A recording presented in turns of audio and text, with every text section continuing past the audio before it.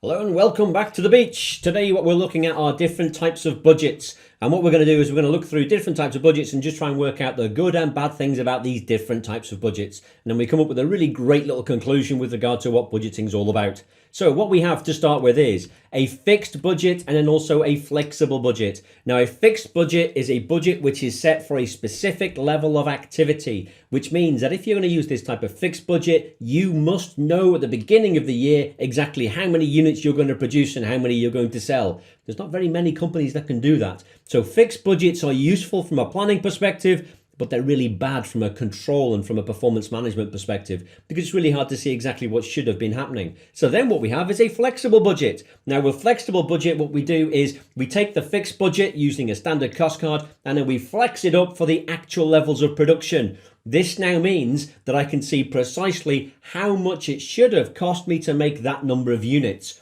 Flexible budgets now allow for things such as variance analysis. Don't worry, we're not going to do variance analysis here.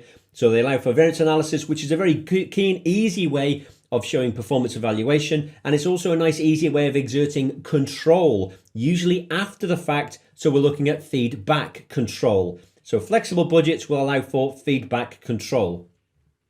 The other type of budgets that we can have would include things such as an incremental budget. Now what happens here is we take the previous year's budget or the previous year's actual results, and then we add on a bit if we're making sales, or you subtract a bit if you're looking at costs. Now this now means that this thing is amazingly simple to do. This is the most popular way of doing budgets in the world. You just take whatever last year's figures were and add on 5% or subtract 5%, and that's it. Dead easy, dead quick, really simple, not very powerful. What it basically means is anything which has happened in the past which was really bad just gets carried forward. Anything that was really good and could have potentially been done better in the future gets ignored. It's just tough. So incremental budgeting, cheap, quick and easy. So everyone's favorite first date, but not particularly very useful. So what we have instead of that is a different style of budgeting, which is known as zero-based budgeting. And with zero-based budgeting, what we do is a very specific process. And I want to say what we don't do first. With zero-based budgeting, we do not just try to justify everything the way it is now. With zero-based budgeting, what we do is we look at where we are now. So we do an analysis of where we're up to. We look at where we want to be at the end of that accounting period or that budgeting period. And then we come up with different ways of getting from here, where we are, to there, where we want to be. Those different ways of going from here to there become decision packages.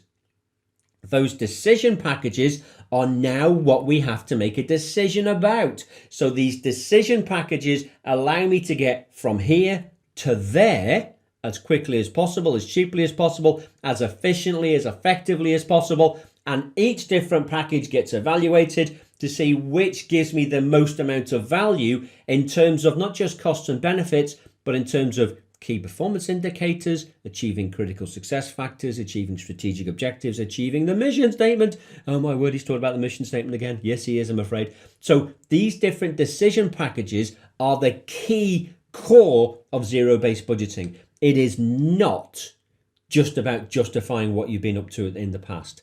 So don't think about zero-based budgeting as I've got a blank piece of paper. How do I justify my existence? That's not what happens. Zero-based budgeting can have a dramatic demotivational effect on individuals because they don't understand how useful it can potentially be. Now, zero-based budgeting has got a huge amount of pros, a huge amount of really good things here. Anything that you don't need to be doing in the future, you can just bin it.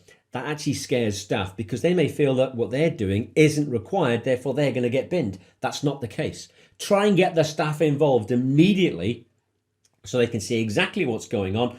More staff participation will now allow for greater motivational impact, which means that they're going to be now more motivated to achieve these decision packages. Zero-based budgeting allows for better use of resources because every resource is now used to achieve an objective, rather than we're just doing something now because we've always done it that way. You will now allow for more cost reduction and greater benefits, which is brilliant. And the greater benefits come about because management now focus on adding value. However, it's not all good news. The bad news about this is it becomes very time consuming and expensive. Time consuming with regard to operational and also tactical management. you can potentially have nothing but your job of producing zero-based budgets on an ongoing basis. That can be a real nuisance. So you may end up in a situation whereby one of your most scarce resources, which is management time, gets completely destroyed because they're doing too much time on this zero-based budgeting. You can also tend to focus on short-term issues rather than longer-term issues. That's because the budgets that we set tend to be only 12 to 18 months in length. They don't tend to be longer than that. And if you have a short-term focus, it now means that, you know what, sometimes we just ignore the longer-term issues, which can be a real problem. Other issues that we have with this, management and also staff have got to understand exactly what's going on. There can be a significant demotivational impact in here, and you need to make sure that there's no demotivational impact. That can cause me some real issues. Decision packages have to be evaluated, and the evaluation of those decision packages may be done on a subjective basis, which is a real issue for me. So zero-based budgeting, really powerful, but there's some significant downsides. What I've seen used in the past and what I've used in a past life was we had a situation where every 5 years we have a zero-based budget, and then intermittently in between those 5-year periods, we use incremental budgets. So every 5 years we come back and we restate everything from scratch, and then we just bolster it up over the next couple of years.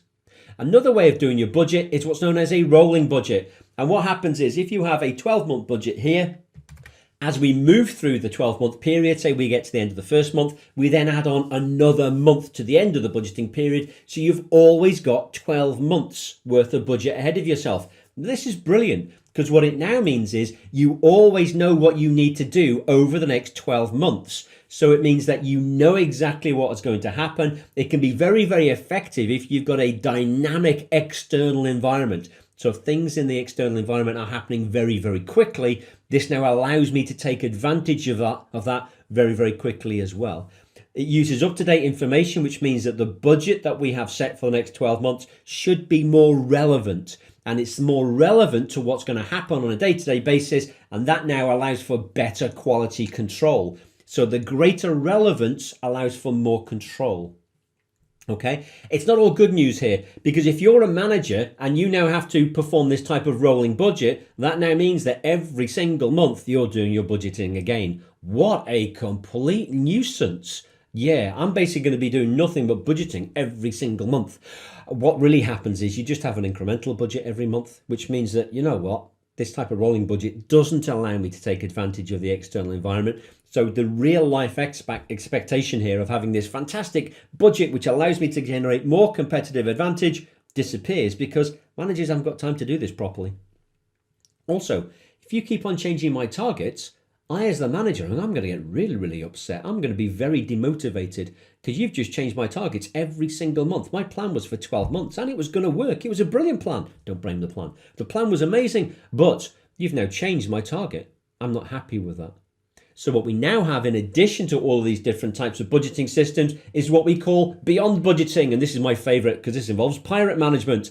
Now, beyond budgeting says, instead of having a budgeting plan for the next 12 months, the external environment is so dynamic, it's going to change lots and lots and lots. Don't bother having any type of plans. Just do whatever you need to do to exploit the external environment as quickly as you possibly can. We call this pirate management because you take whatever you want and leave nothing behind. Mintzberg actually summed this up really, really nicely in his evaluation of management strategies. And he said that this type of management strategy is very, very effective when you have an external environment which is really dynamic. So allow operational managers to do basically whatever they want. Thank you very much for that, Polly. That brings us up to the end of today's session. Thank you very much for your time and attention, boys and girls. I hope you found that useful. See you all back on the beach very